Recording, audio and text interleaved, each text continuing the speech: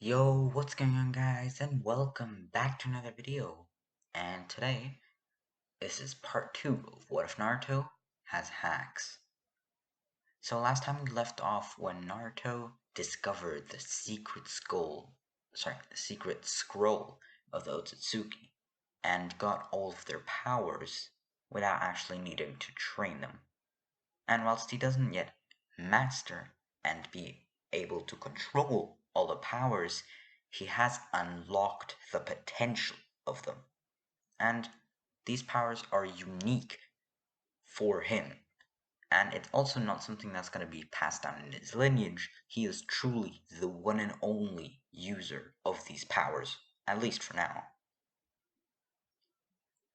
So, for now, he doesn't tell anyone about these powers because Kurama told him that it might bring attention to them, and even people from outside the village might try to get those powers for themselves, such as petty thieves even. Because he's just a regular kid. At least that's what most people think. Then we move on to the Genin exams, where he tries to be in the exact middle of everyone in the score.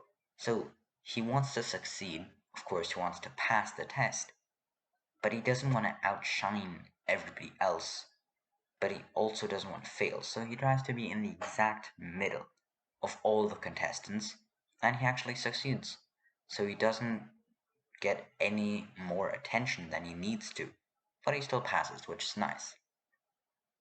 As a sensei, he gets Kurenai, which he's not too happy about, since he has found an interest in Sasuke, and Sasuke is not on his team. Sasuke is in, of course, Kakashi's team.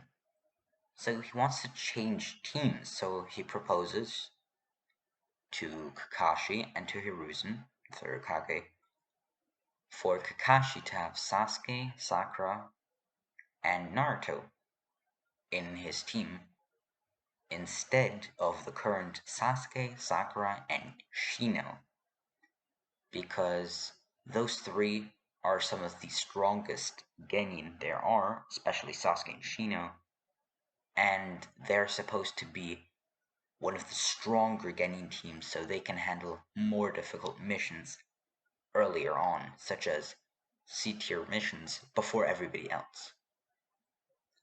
And this is only after like 1 week of the genin teams being accepted, everybody getting their team. So they haven't gotten any hard missions yet. They still only have done D-ranked missions. It gets approved, but only if Naruto fights Shino in a one-on-one battle, of course a friendly match, nothing like to the death or anything. But Naruto needs to prove that he can be useful in a team and can hold his own against a very strong genin such as Shino, so they know that if they do put him on Kakashi's team, they're not losing on strength.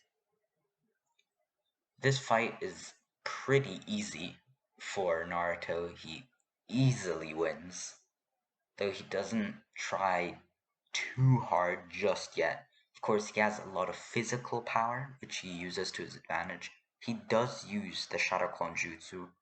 None of his crazy hacks just yet, since he doesn't actually need them for someone so weak.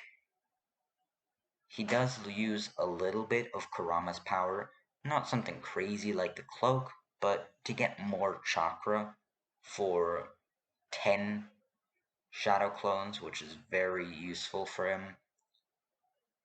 Of course, he doesn't yet have anything crazy like the Rasengan, but with some kicks, punches, dodges, and basic shuriken and kunai throwing, he does outmatch Shino. So Naruto introduces himself to the new Team 7, which is Sakura, Sasuke, Naruto, and of course, Kakashi. This isn't really the new Team 7, this is the one we all know and love, but new for them. Of course, we got the basic introductions. Sakura does her thing about loving Sasuke, Sasuke, of course, wanting revenge on his brother for his family. Kakashi doesn't say anything important, but Naruto doesn't say the usual. He says that he's found an interest in Sasuke and wants to become the strongest shinobi there is. And Kakashi is just thinking that everybody else on his team is now obsessed with Sasuke, which he does not like at all. He wants his shinobi students to be independent and not always whining over Sasuke, since he did feel a kind of darkness in Sasuke. But he's gonna have to see. Of course, now they get a harder missions after a few weeks pass by, which is the Land of Waves arc. This doesn't surprise any of them, since they are the strongest Genin team, at least that they know of. The arc goes pretty normally. They, of course, succeed at the mission, actually easier than before. Naruto doesn't actually get hit by the kunai at the beginning of the mission whilst going to the village, because he doesn't get hit by surprise from the demon twins, I think they're called, or the demon brothers. He does learn tree walking from Kakashi much faster than he did before, and actually succeeds before Sasuke, which makes him extremely mad. Now he is eager himself to beat Naruto at anything possible. And whenever there's something Kakashi wants him to do, Sasuke tries his best, which could actually be beneficial for both of them, since that'll make both of them faster learners and stronger shinobi, which could be good. Kakashi's also liking this, and Sakura, of course, she's just being left behind. She's, of course, obsessed with Sasuke. Now, once her first C-ranked mission is over, the pre-tuning exams start. What I mean with that is the exams don't yet actually start, but they get to know some people and they do feel the tension because there is a lot. They do have the Gaara interaction, but Naruto in this case, in this timeline, isn't intimidated by them. He's searching for a rival, similar to Sasuke. They're both very intrigued by Gaara, but Naruto's still kind of angry for messing with Konohamaru. Kurama tells him that Gaara is the Jinchuriki of the One-Tails, one of the weakest tailed beasts, but also one that wants to rival Kurama.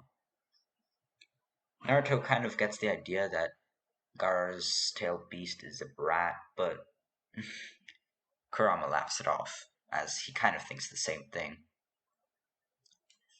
Now the first exam starts. It's the written exam, of course. Kurama helps and gives some of the answers to Naruto, although he can just cheat easily since he's not as stupid as in the original series. And he has some aces up his sleeve. Team 7 and the usual teams easily pass this exam without much hassle, since Sakura and Sasuke, especially Sasuke, has much more trust in Naruto than in the actual normal series. The second exam starts and they're introduced to the Forest of Death.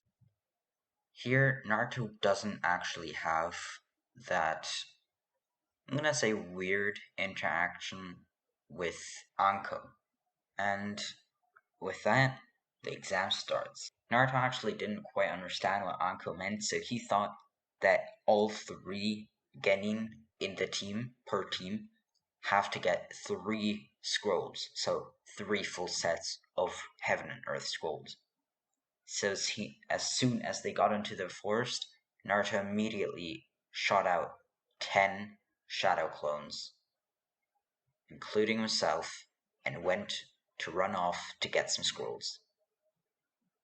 Of course, he gets some very easily since he's very fast with Kurama's chakra, of course, and his physical training. And they're only second to Gaara's team, so they actually managed to beat it very, very quickly and even pass on the first day. However, whilst Naruto was gone, Sasuke actually got the curse mark from Orochimaru, and whilst Naruto has a feeling that there is a way to remove it, he can't just yet do it. With that, the preliminary rounds start. Normal fights happen. Of course, Sasuke and Sakura get their normal fights. Everybody else does as well, because 7 teams passed from the second exam, which was much more than they expected. So they had to thin out the crowd. And now, of course, we went to Naruto's fight. And Naruto is fighting Kiba and Akamaru, and he makes some clones. However, Kiba is quite fast, and Akamaru is helping out quite a lot.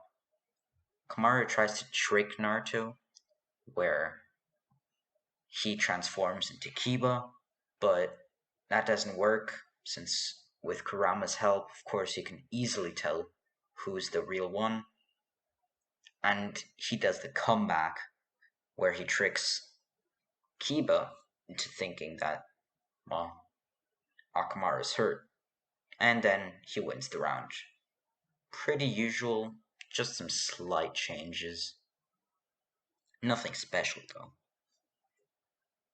All the other fights go as normal, and they have a month to practice for the final, third exam of the Chunin exams.